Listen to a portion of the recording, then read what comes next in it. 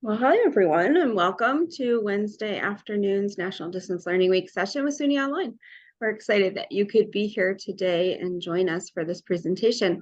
We have several presentations throughout the week. I'm going to post the link in the chat here for you. That's also the same website where you can come back and get the recordings at any time. So I just wanted to make sure you had that, and I'll probably be posting that in the chat a couple times here throughout the presentation. So just as by way of introduction, I'm Erin Maney, if we haven't met yet this week, and I'm the Manager of Communications and Community Engagement over at SUNY Online. Few housekeeping items, if you would just mute your mics for the sake of the recording, and we'll invite questions in the chat along as we go, and certainly have some time at the end for questions as well. We'd love for you to introduce yourself in the chat if you haven't done that already, and let us know where you're tuning in from, what your role is on your campus. So I'm really pleased to introduce our speaker today. You see Loy Gross here, and Loy is an online learning specialist at SUNY Genesee Community College, where the messaging truly matters. She supports online learners using the SUNY concierge model of proactive outreach. It is Loy's mission to make sure each online student feels part of the campus. And with a professional background encompassing education, marketing, graphic design, and consulting in web design, SEO, and social media, Loy brings a diverse perspective to her role. In addition to academic work, she also teaches fashion technologies and serves as an advisor for, I love this, All the Nerds. It's a great group title. That is GCC's RPG, board game, and LARP club. So Loy, I'm pleased to have you join us and look forward to what you're going to be sharing with us today. I'll stop sharing so you can get yourself going. Okay. All right. Let me share the screen. Does you see the presentation? Yes, that's great. Okay, wonderful. All right. So again, I'm Loy. I'm from SUNY GCC, which we're a relatively small community college in Western New York. And I just, before we even start, I wanted to say, if you have questions and you want to pop them in the chat as we're going along, I am totally comfortable with that, and I'll keep an eye on it.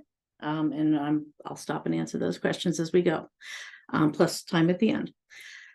Before I get started, I did want to talk a little bit about our GCC structure, because I know that it is different at different colleges. So we have at GCC a separate online learning department. We do not have separate online degrees. So they're all the same degree, but we have a separate department, and that department has 2 student support specialists.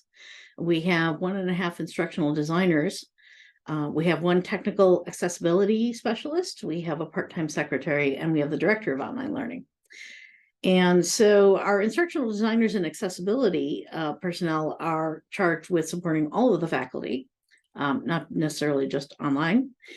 And our student specialists are charged with supporting every student who is 100% online and every student who is in any fully asynchronous course. So our charge of the students that we are responsible for, it never really dips below 2/3 of our entire college student population, because at any point in time, at least 2/3 of our students are taking one of those courses or fall into one of those categories. So our support role overlaps with our success coaches, our advisors, our Rural Pathways program, what Adult Educational Opportunity does, our accelerated high school enrollment, and our campus center advisors. And so we sort of overlap and support and complement all of those offices. And that's how we work here at GCC. So what I wanted to talk to you about today, we're using Brightspace, and we're using a Brightspace Pulse in some relatively different ways from most campuses. I wanted to talk to you about the current communication channels that we have available to us that we're using here on campus, some A/B testing that we did on our communication strategies, and I'll share those results. I want to talk about how just-in-time information delivery has changed the way that we do some of our messaging, and how our messaging through Brightspace has allowed us to expand our outreach to social media. And if we have time and there's interest, I'll share a little bit about our overall communication plan. So that's the plan for today. First of all, our communication channels. We have campus email. It's lovely, but we know students don't always check their campus email.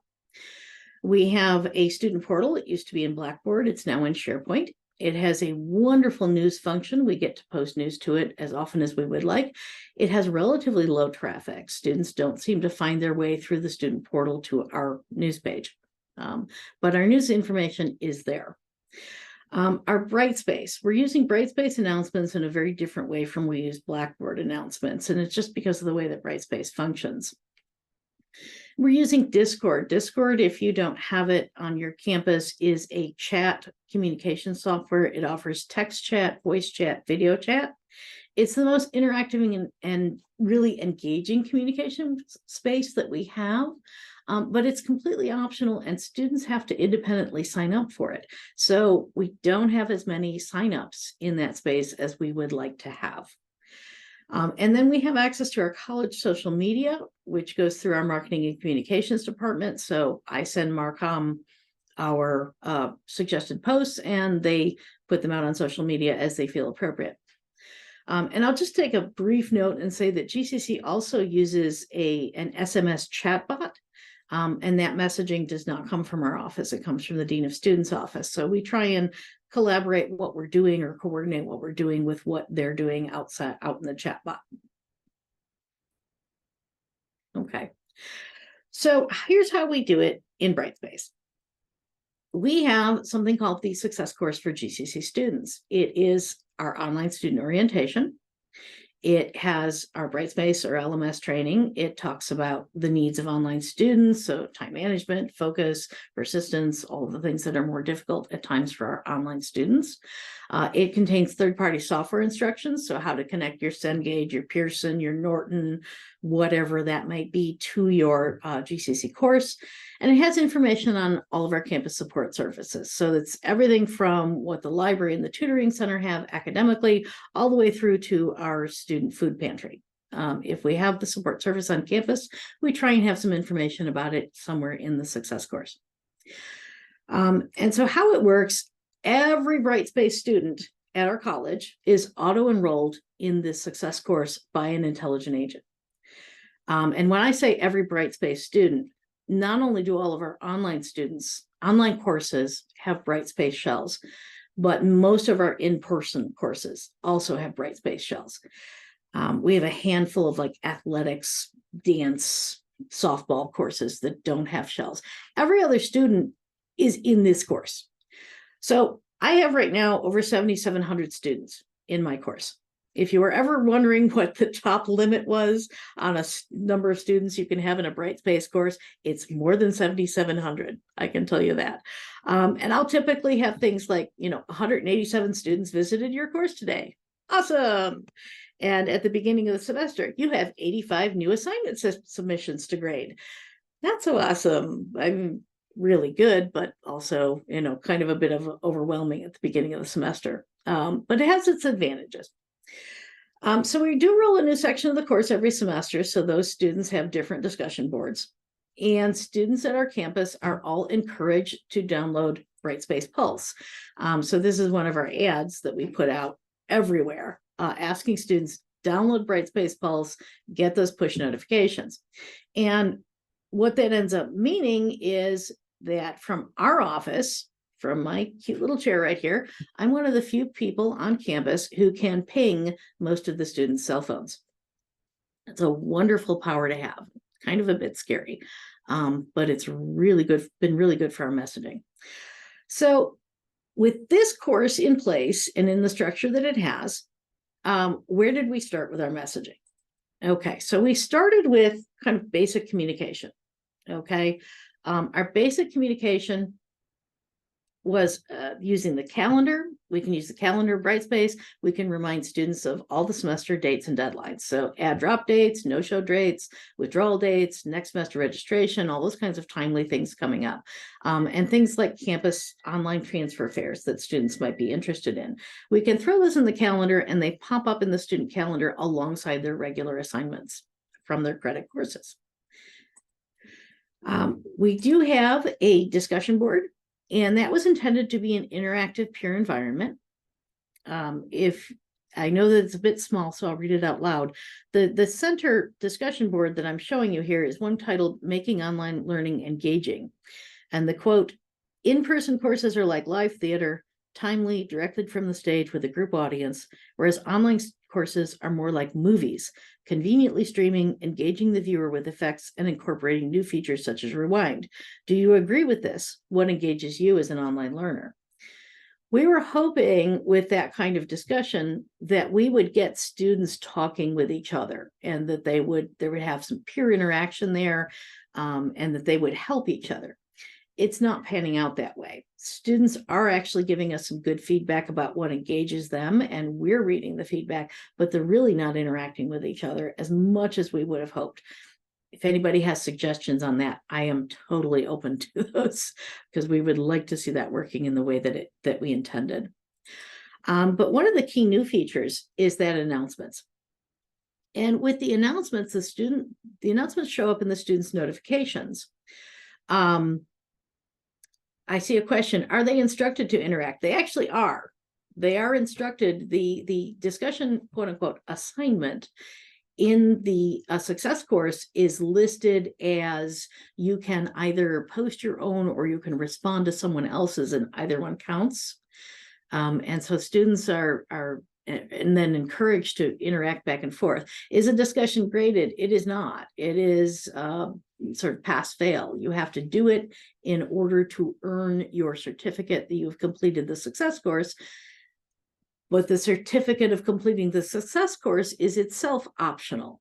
As a barrier-free community college, we cannot mandate that students do any of these things. So everything that you're seeing in the success course is completely optional. Yeah, they have the option to respond or respond to each other. And that's kind of not happening the way. Yeah, that might be one thing that we could work on our wording and how we organize that. And that might help us with our interactivity there. That's a good point. I'm going to scribble that down.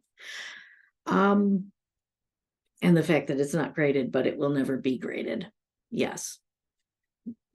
Just because as a barrier-free campus, the grades, I mean, we can assign them a grade, but the grades will never count for anything other than, you know, personal satisfaction that they finished it. So yeah, and a big part of our issue with the success course is that the entire success course is optional. The whole success course is optional for all students. Yeah. So one of the key new features that we do have announcements.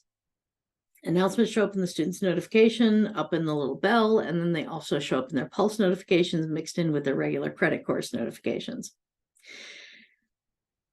I see, sorry, most of it is required for them to respond. It is, okay, let me back up. The success course is an optional course. Students do not have to complete the course, so they don't have to do anything in the course. If they want to earn the certificate that says that they have completed the course, they do have to post something in the discussion board. They have to put something in there. So, and that's kind of that's the paradigm that we're under as a barrier-free college. We can't make it required, but we do our darndest to make it attractive and useful.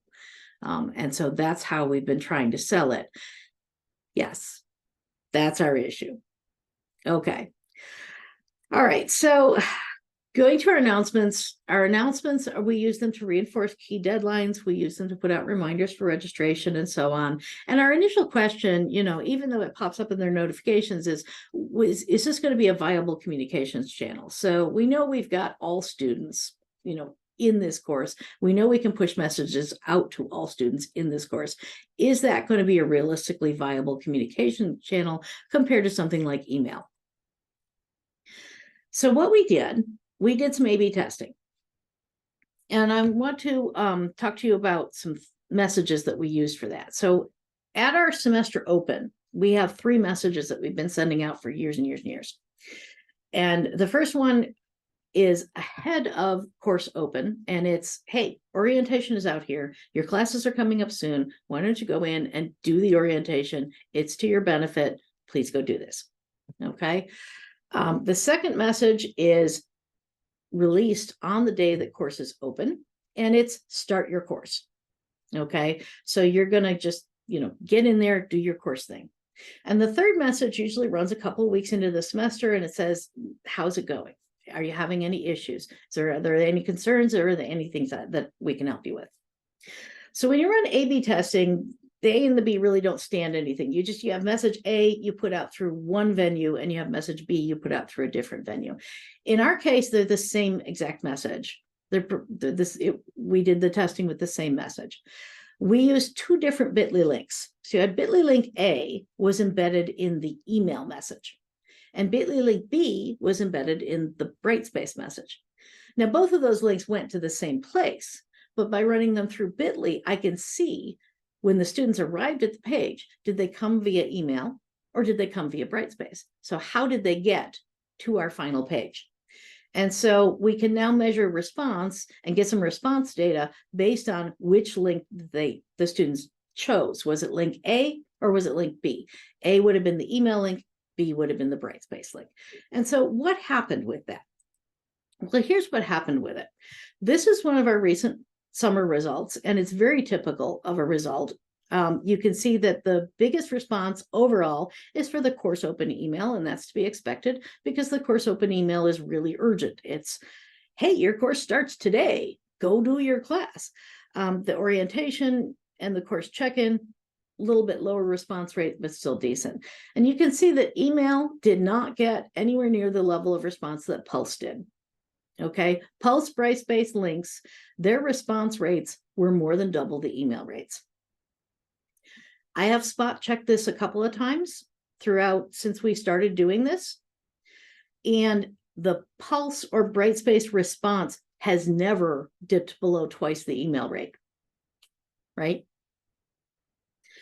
So it's always been better. So we were wondering when we first started, would Brightspace be a viable communication channel? And the answer is, yeah, it absolutely is a viable communications channel. As a matter of fact, it's a fantastic communications channel. Overall, so our overall response from all students, whether they responded by email or Brightspace, is up 208% using email Pulse versus using email Blackboard. So Brightspace is doing wonderful things for getting our students to actually do the thing. Okay. Not only is Brightspace a viable communications method, it's actually vastly superior to email. So the result of that is that many of the messages that we once sent through email, we now send through Brightspace, and only through Brightspace. One of the things that we've just discovered as we were reviewing our communication plan is that our efforts are duplicating some of the efforts of other departments. So the Success Center is sending out your course is opening, get started messages, and they're sending out orientation messages, and they're sending out how are you doing check-ins. And so we're duplicating those efforts in some ways. And our students were complaining they were getting way too many emails. If we shift those messages over to Pulse, now we're not duplicating the email. Now we're sort of supplementing and supporting the email message by just having a similar message in a different channel. Does that make sense? I hope that makes sense to everybody. So I want to talk about what has happened to our messaging. Now that we can use Brightspace so easily, what happened with our messaging? Well, our messaging has gotten better at being the more of the just-in-time messaging. So what are we sending out to our students through Brightspace? Well, we're sending out timely information, workshops from us, from the tutoring center, from our registrar, all of those kinds of timely workshops. We're sending those out as Brightspace messages, as Brightspace announcements. We're also sending out, if we don't have anything timely, we'll send out something on academic skills. So we'll send out time management tips or motivation tips or study strategies, or opportunities for our students to collaborate, to get together and form study groups. And so we're sending out, in order to be not overwhelming, we're limiting our messaging through Brightspace to about once a week. Okay, occasionally it goes over once a week, but we try and limit it to once a week. We send something out through the Pulse app, through the Brightspace announcements, that dings all the student phones and says, hey, here's something you might be interested in right now. Okay. So all of our messaging that we're doing that way, it kind of doubles as a persistence check. We're keeping up engagement with the students. We're prodding them through that mid-semester slump, and hopefully making the students feel valued, that we value their education and we value their academic goals. And so how have the students reacted to that? Well, here's one of our students. We have an annual student survey that we send out. And in the annual student survey, we had one or two students who did say that we send out way too much. Okay, so we did have a couple of students complain. But the vast, vast majority of students were very appreciative that we were constantly sending out that just-in-time messaging. I really like how this particular student described it. She says, GCC is really good about checking on their students and putting out helpful information. There's always something advertising tutors, advisors. There's so much at the touch of your fingertips with this college.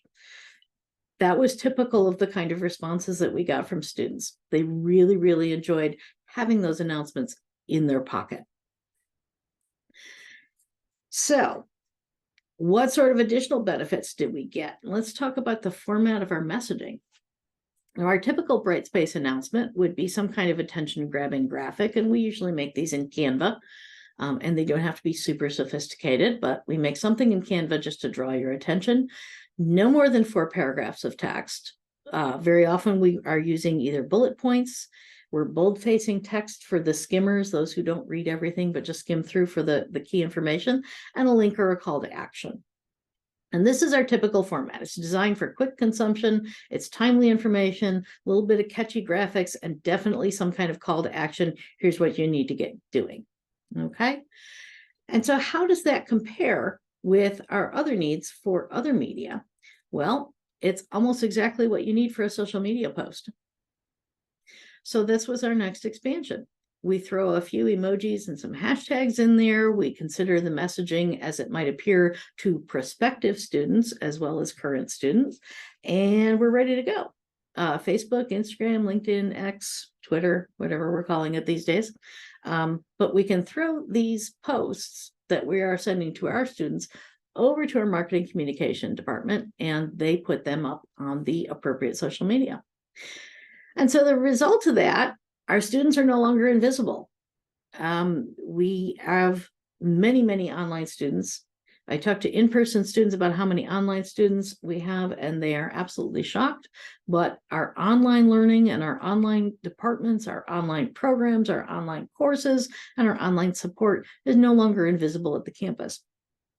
One of the neatest things that has happened about that is that students have made appointments with us here in online learning and have said, yeah, I saw your social media post and I had this question and I wasn't sure who to ask, but I thought I would ask you then about this course or this program or that option. And so we're more approachable. Students are more likely to make an appointment with us and actually, or call us and actually ask their question and get their answer, as opposed to before when we were more or less invisible. And we're also positioning GCC not only for our current students, but prospective students are able to see all of these things that we're doing to help our students succeed, seeing that we are a leader in online student support. And it is really improving our brand reputation. So what's next? Well, some next steps. I'm going to look at those discussion messages and we're going to recode some of those. Try and make them more engaging.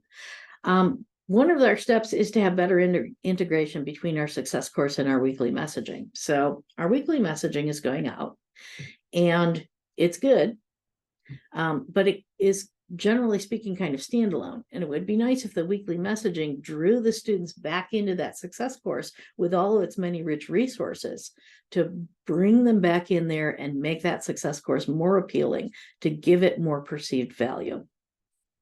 We would like to do some more A/B testing with our portal, with the Discord, and with some of our other communications modes that we have, and just kind of see where we're at, where are students finding us at. We've done email versus Brightspace, and we know where that stands.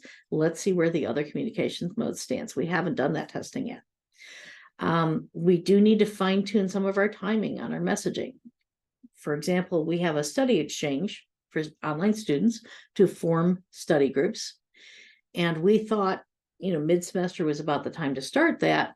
Speaking with students, they tell us, no. You need to start that back in week 1. Okay. So we're kind of fine tuning that timing and getting that a little bit better so that it arrives in the student's pocket exactly when they need that message. One of the things we're thinking about adding to our messaging is some videos and interactive elements with a guest faculty. And this was actually an idea that I saw on a different SUNY presentation. And I love that idea. Let's bring some of our faculty in to just give a little, 2-minute talk on time management, or a 2-minute talk on taking notes, or a 2-minute talk on, how to stay active in class, and use those kind of little videos to be more interactive and more engaging with our students and our messaging. And we're also starting to do now some live sessions where we'll have an open live Zoom on the semester start days. We're doing open live orientations, and we're doing drop-in Ask Me Anythings, or AMAs, where if you're a student with an online question, here's a 2-hour span where you can drop in and Zoom and you can ask anything, and no question is too small. And we're trying to roll those evenings or weekends for our busy working students.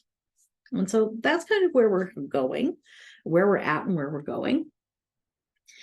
And what I hope is that out of this presentation, you have been able to see something that maybe you would be able to pick up or work with, or you maybe have some suggestions for me on how we can improve our messaging and communication.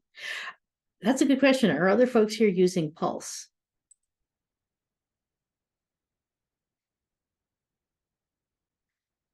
Like Alexandra's comment, they will, if you want to unmute yourself and that's okay too. Always up, not to, yeah, go ahead. Trying to get my video on. How are you? Good. Thanks for the presentation. That was awesome. I am really interested in the use of Pulse and some of the challenges or limitations that you may have seen or observed. For example, I love what you described in terms of trying to understand and target specific communications and the way that you've done it. But I'm really interested in trying to understand some of the things that you have to do in order to be able to use Pulse effectively. Are there students that you've seen that are trying to do their entire course through Pulse? And also, what are the things that faculty absolutely have to do in order to get the Pulse app to function the way that it needs to, so that students will see? Mm-hmm. Do you know what I'm talking about, kind of? I think I know where you're going. See if this answers your question. So in order to get the Pulse app working and delivering messaging to students, our office really doesn't have to do anything other than get the students to download and install it and log in. And once the students download and install and log in under the SUNY tenant, they will automatically get messaging. The question is what messaging is going to their Pulse app. And there is some confusion on campus and our faculty, because faculty assume that if, for example, they put things in the calendar, that would generate a notification to students in a timely manner. It does not. It does not. So students can always look at the calendar, but they don't necessarily get a reminder. If you want the students to get a reminder, you've got to put it in an announcement. Announcements almost universally, in fact, universally at our campus, when an instructor generates an announcement, it generates a reminder or a notification in Pulse. So that makes the student's phone go ding, you've got something to read. All of the other things that we tend to do as faculty in Brightspace do not generate that sort of immediacy or urgency or reminder. They're all there for the students to use, but the students have to go looking, for example, for the calendar. It doesn't come to them.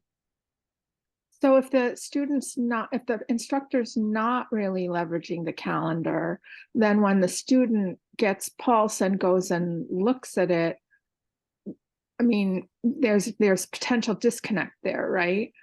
Yes, yes, that is true. So the calendar function, and the calendar function here is, we have all these lovely dates in here. So for example, students will ask, what, oops. Oh, there you are. Thank you. Students will ask, when are we closed for Thanksgiving? What's the last day of semester? When are the final exams? And students will ask those questions, and they're all sitting here in the calendar. And so I know that this information is on the students' phones. Okay. But the students some of the students look at the calendar regularly, like they're married to that calendar. They're okay, I'm on that calendar, and I'm on that calendar every day. Some of the students don't ever look at it at all. For those students, we have to push out an announcement, and when we push out an announcement, it pops up as one of their reminders. So here, announcement posted from this course. And this is a really interesting thing for those of you who might be interested in using this. You notice there's bracket GCC in front of our announcements, and our announcements look that way. It's because we had a complaint from a student who was taking classes with both us and another campus. And they wrote in and said, well, I really wanted to go to that writing workshop, and then I find out it's not at my campus, it's at yours. So we had to label our announcements for students who are at more than one campus to indicate, hey, this wonderful opportunity here, join us in the virtual community. This is a GCC thing and not a insert other campus here thing. This is the course that we're looking at. Start here is very basic. Here's our Brightspace student orientation. With our basic LMS training, this is the real basic stuff that you have to have. It's a 30-minute quick overview of what it's like to be an online student. This is our mini course experience. This is a bit more in depth. It's intended to be consumed in 3 sessions. And in here, we just kind of go in more in depth into the things that were in the orientation. This is where the students have to complete a quiz on learning strategies. They're expected to run that discussion, which we need to retool. I like retooling it as a learner-led activity. I'm going to have to look into that a little bit. And this is also the place where they have to submit an assignment, and their assignment is to write 2 paragraphs on their ultimate academic goals. And so that assignment is in there. And then we have our FAQs, frequently asked questions, and that's like literally everything else. In order for students to complete the course, and I'm putting that in quotes, and earn their certificate or their badge, they have to complete the orientation and the mini course experience. We have some instructors who require students to complete that and show evidence of the certificate as part of other courses. So for example, many of our nursing instructors, they require the students, as the first assignment in their nursing class is to complete the success course and the mini course experience and put a copy of their final certificate in the nursing course to complete that assignment. I hope that makes sense. I know it's a little confusing and a little bit going around. I'm happy to show you anything that you would like to see out of the success course here. But this is what our course basically looks like. Let's see if we do this one. We get more of what's in here. Various page controls, accessibility in case you have issues. Here's our real simple orientation. That goes through there. All of those things. If you're interested in more, by the way, a more in-depth review of the success course, I did that last year at this exact event, National Distance Learning Week. And so I know that recording is up on the internet. Yes, thank you, Erin. I know that recording is up there, and I kind of went step by step through how we designed it and how we arranged it and scaffolded it, and we did a very different mix of teaching the LMS by teaching how to be an online student. And then here's the mini course experience, which has a syllabus and has 3 modules: planning, learning, persisting. So once we have all of the students in this course, we get to do really cool things. We get to put out our announcements. And so we will put out, like, there's a few of them here that you can't see because I'm looking in student view. As a faculty member, there's pretty much an announcement every week. There's something going out every week. Here's what you need to worry about this week. Here's what you need to think about this week. And so those announcements come out and they show up in the student notifications for Brightspace, and we get a lot of good response out of that. Our current promo is for students who are not currently listed as having a major or seeking a degree, for them to figure out, come and make an appointment with us, with your success coach, with your advisor, with your program specialist. Go and do that and make an appointment to find out how close you might be to a credential. So that was our messaging for mid-semester. Does that then answer your question about the limitations of it?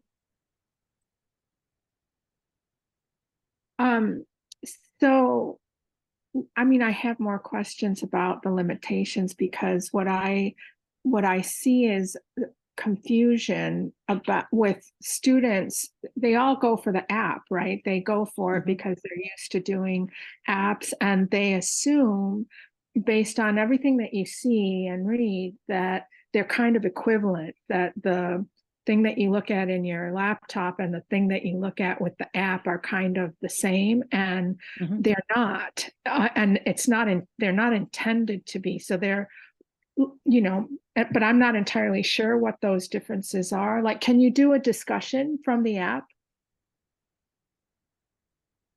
That's a really good question.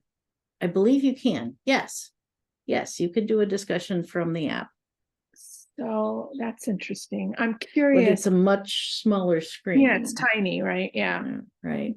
It's tiny, but there are more and more students, and there's, research out there that shows numbers of increasing numbers of students who are trying to do their entire course from, a mobile device, as opposed to ever going to the web browser version of it, right? And they will always opt for the app over the web browser on their mobile device. And if they're only doing it from the app, they're being cut out from certain things. And faculty typically, unless they're checking something quick, like an announcement or whatever, they're typically not doing it from the Pulse app, right? So sometimes there's confusion between what the faculty thinks is happening and what students are doing and what the students are actually doing or trying to do. And unless the instructor is really using the calendar, because that seems to me to be the main driver for the Pulse app, is the calendar, right? Yeah. For the notifications, as you described, right? So if the instructor's not really, and a lot of instructors don't use the calendar, right? So back up for a minute though, because the calendar, okay, I really wish I could show you what's on my mobile device, and I can't. I don't have that technology handy. But the calendar is one screen in the app, and notifications are a different screen in the app. And the calendar, and that was my point. I see that. I understand what you said, because you're using the calendar, you said, is like this static thing that anyone can look at, right? And then push notifications are the things that are triggered by the announcements. So I totally get that.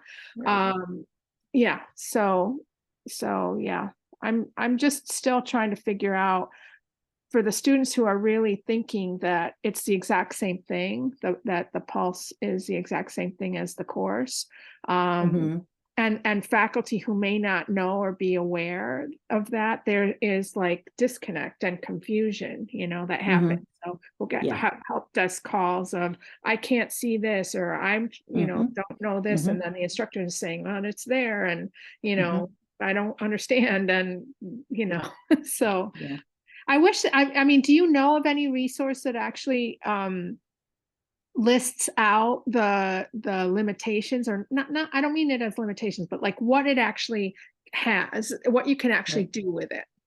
Right.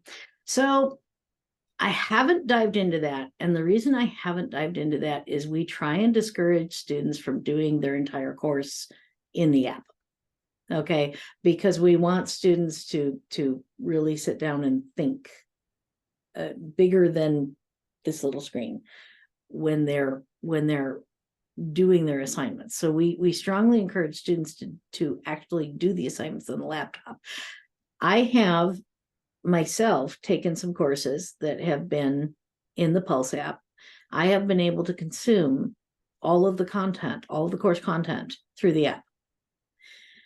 But as far as responding, that's a little bit harder on the tiny little screen and with the tiny little keyboard. So we encourage students, we try and discourage students from trying to complete their entire course in the app, but we know there are students who do that. Yeah. Can they see the grade book? Can they do a quiz from the Pulse app, do you think? Do you know? I was able to do one. Okay. So I've got, oops. I just clicked on the link that's in the chat here, and I'm pretty sure I'm still sharing my screen with you. UB developed a page to help outline what Pulse can do. Oh, this is good. All right, great. Thank We you. recommend that you do not attempt to take quizzes through the Pulse app. Yes, we also recommend that. Yeah. Thank you. And I see we're at 5 minutes. So you know, if anybody has any other questions about what we're doing with messaging.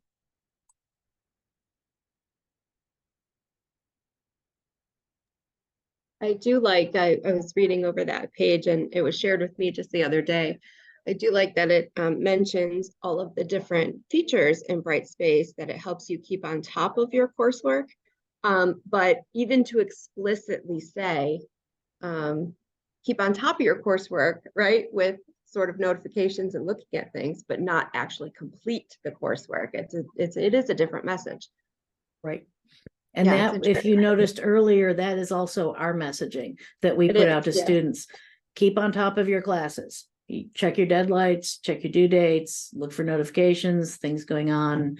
That's how we encourage students to use the Pulse app. But we do use it to draw them back in to some of our other resources on campus so that they can pick up writing workshops, math workshops, learning workshops, you know, time management workshops, and some of the other support things that we have to offer.